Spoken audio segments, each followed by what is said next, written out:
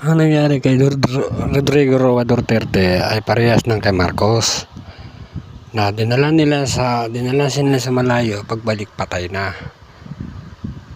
para manaig ang mga Dilawan at mga Marcos. Kasi ang Marcos ang administrasyon ngayon ay Aquino yan, hindi yan totoo ng Marcos.